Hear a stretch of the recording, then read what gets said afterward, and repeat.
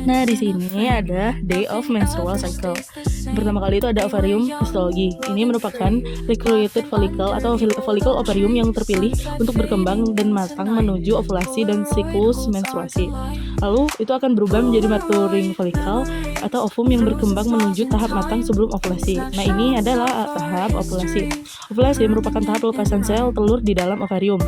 Lalu ovulasi tersebut akan menjadi corpus luteum yang berfungsi menghasilkan hormon progesteron. Lalu corpus luteum akan menjadi degenerate C luteum atau penghancuran CL ketika tidak ada kehamilan untuk mengurangi progesteron. Day of menstrual cycle juga dipengaruhi oleh body temperature atau suhu badan. Nah, di sini terdapat hormon-hormon yang mempengaruhi di dalam tahap menstruasi. Pertama itu ada hormon estradiol. Yang biru-biru ini merupakan hormon estradiol atau hormon estrogen yang utama yang berperan di dalam siklus mens dan perkembangan siklus seksual wanita. Lalu yang hijau ini itu disebut luteinizing hormone atau LH yang berfungsi membantu sel telur matang dan siap sebelum dilepaskan. Yang hitam ini disebut hormon progesteron. Progesteron merupakan hormon yang membantu persiapan rahim untuk mendukung kehamilan awal. Nah, yang merah ini itu follicle stimulating hormone atau SH. Itu merupakan hormon yang merangsang perkembangan di ovarium. Ini merupakan follicular fase atau tahap pertama siklus mens yaitu follicle berkembang di ovarium. Lalu ada luteal fase, itu merupakan fase luteal terjadi 14 sampai 28 hari setelah ovulasi. Sel-sel granulosa yang tidak keluar bersama oosit akan terus membesar. Di sini ada menstrual cycle atau lingkaran hari-hari di dalam menstruasi. Pertama itu ada fase menstruasi. Fase menstruasi terjadi karena hormon menurun hingga lapisan endometrium yang sudah mengalami perubahan tidak dapat dipertahankan. Fase menstruasi biasanya terjadi 1 hingga 7 hari. Lalu ada setelah fase menstruasi itu ada namanya fase profilisasi atau fase awal setelah menstruasi. Hari keempat hingga hari ketujuh permukaan endometrium akan bergenerasi membentuk lapisan tipis. Setelah itu akan terjadi tahap ovulasi. Fase ovulasi terjadi di 14 hari sebelum menstruasi. Keadaan ini sangat mengakomodasi masuknya sperma. Jadi pada fase ini itu fase masa suburnya wanita. Lalu ada fase sekretorik. Setelah ovulasi terjadi peningkatan edema pada struma permukaan pada hari ke-21. Lalu jika tidak terjadi pembuahan, itu akan mengalami fase menstruasi lagi. Lalu di sini ada proses perkembangan janin di dalam rahim. Pada perkembangan pertama, itu perkembangan 3 minggu, itu sel telur yang telah dibuahi akan berkembang dan membentuk kantong yang berisi embrio dan plasenta. Pada perkembangan ke-4 minggu, itu ratusan sel lainnya berkembang dan bentuk janin akan seperti embrio kecil. Nah, gini, sudah bentuk seperti ini, itu akan memasuki pada fase 5 minggu. Organ-organ mulai terbentuk seperti jantung, ginjal, dan organ pencernaan. Bagian organ di dalam itu sudah mulai terbentuk. Lalu pada kehamilan yang ke-6 minggu, itu organ-organ luar mulai terbentuk seperti hidung, telinga, mulut, otak, paru-paru, dan sumsum. Pada kehamilan ke-7 minggu, otak janin berkembang pesat dan kepala akan lebih besar karena otaknya yang berkembang lebih pesat. Pada kehamilan 8 hingga 10 minggu, itu sudah menjadi embrio dan organ tubuh masih dalam pembentukan. Terbentuk tulang-tulang ligamen dan persendian. Pada kehamilan 11 hingga 13 minggu, berat bayi menjadi 30 gram dan janin sudah bisa menggerakkan kaki dengan bebas. Pada kehamilan 14 sampai 18 minggu, janin bisa menjadi lebih tenang, lalu bisa menguap, cegukan, dan mengatur jam tidurnya sendiri. Janin juga sudah dapat mendengar, baiknya ibu mengajak janin mengobrol. Pada kehamilan 19 sampai 12 minggu, rambut-rambut halus mulai terbentuk, benih gigi susu bayi juga mulai terbentuk.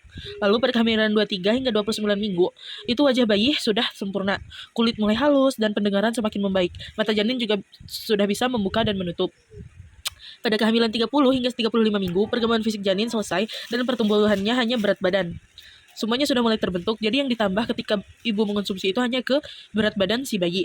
Lalu juga mulai bereaksi terhadap cahaya, suara, dan rasa sakit. Pada kehamilan 36 sampai 41 minggu, janin akan mulai turun ke panggul dan menunggu waktu untuk dilahirkan. Di sini ada revolusi uterus. Ada 9 hari. Pada hari pertama, darah nifas akan berwarna merah terang dan banyak. Rahim mulai kontraksi untuk mengeluarkan sel-sel jaringan. Pada hari kedua, ini terdapat di bagian sini ya. Itu volume darah masih signifikan. Nyeri dan kram perut akan terasa akibat kontraksi rahim. Pada hari ketiga, darah mulai berkurang tetapi warnanya masih merah. Di hari keempat, warna darah mulai berubah menjadi lebih gelap, rasa sakit mulai berkurang. Pada hari kelima, volume darah semakin berkurang. Hari ke-6, darah bisa jadi lebih ringan dan coklat muda. Di hari ke-7, warna darah cenderung jadi lebih terang atau hampir tidak ada. Tubuh sudah mulai tidak lemas. Di hari ke-8, hidrasi kulit dan nutrisi yang baik. Lalu yang mendukung pemulihan. Di hari ke-9, nah selanjutnya di sini ada darah di fase nifas. Itu ada beberapa fase. Yang pertama itu lochia rubra. Lochia rubra berlangsung 1 hingga 3 hari pertama pada masa nifas. Lalu berwarna merah kehitaman, volume darah seperti head, darah keluar bersama sisa jaringan plasenta, lanugo, dan meconium. Selanjutnya itu ada fase lochia sangulata. Ini berlangsung 3 hingga 7 hari, berwarna merah muda, volume darah mulai sedikit, dan darah keluar bercampur dengan lendir. Lalu selanjutnya ada fase lochia serosa, berlangsung 7 hingga 14 hari, berwarna kuning, volumenya jauh lebih sedikit, dan darah haid keluar mengandung sisa hormon-hormon dan sel darah putih. Lalu pada fase terakhir itu ada lochia alba, berlangsung kurang dari 14 hari, berwarna putih bening, merupakan tahap pemulihan dan cairan mengandung selaput jaringan yang telah mati. Nah, di sini ada proses pembukaan yang terjadi ketika ingin melahirkan. Pada pembukaan pertama, ini tahap awal proses persalinan tanpa kontraksi. Jika terjadinya kontraksi akan berlangsung selama 2 hingga 6 jam. Lalu pembukaan kedua, mulut rahim membuka hingga 2 cm. Ini mulut rahim. Seukuran 2 jari. Keluar lendir, darah perut, mulas, dan kram. Pada pembukaan 3, yaitu mulut rahim akan terbuka 3 cm, akan terjadi kontraksi 60 hingga 90 detik, dan janin mulai bergerak menuju mulut rahim. Nah, lalu selanjutnya di pembukaan 4, mulut rahim semakin terbuka sebesar 4 cm, lalu akan terjadi pecahnya air ketuban. Lalu posisi janin sudah semakin dekat dengan jalan lahir. Pembukaan 5 akan terjadi kontraksi 1 hingga 5 menit. Kepala janin mulai masuk ke panggul dan siap untuk persalinan. Pada pembukaan 6, setiap 2 hingga sampai 9 menit akan berkontraksi. Posisi kepala janin sudah memasuki rongga panggul. Nah, di pembukaan 7, itu kontraksi akan berdurasi 60 detik. Dorongan kuat mengejan karena bayi sedang siap menuju jalan lahir, tetapi ibu boleh mengejan. Pada pembukaan 8, kontraksi semakin sering dan lama. Nyeri punggung, sakit pinggang, dan pegal akan tetapi ibu belum boleh mengejan karena bayi belum sepenuhnya di jalan lahir. Pada pembukaan 9, nih, mulut rahim akan terbuka sebesar 9 cm. Kontraksi yang sangat sakit dan dorongan mengejan semakin kuat, tetapi ibu harus mengikuti instruksi dari dokter agar tidak terjadi kerobekan pada mulut rahim. Pada pembukaan 10, tahap ini adalah tahap akhir dan ibu bisa mendorong mengejan kuat agar janin keluar.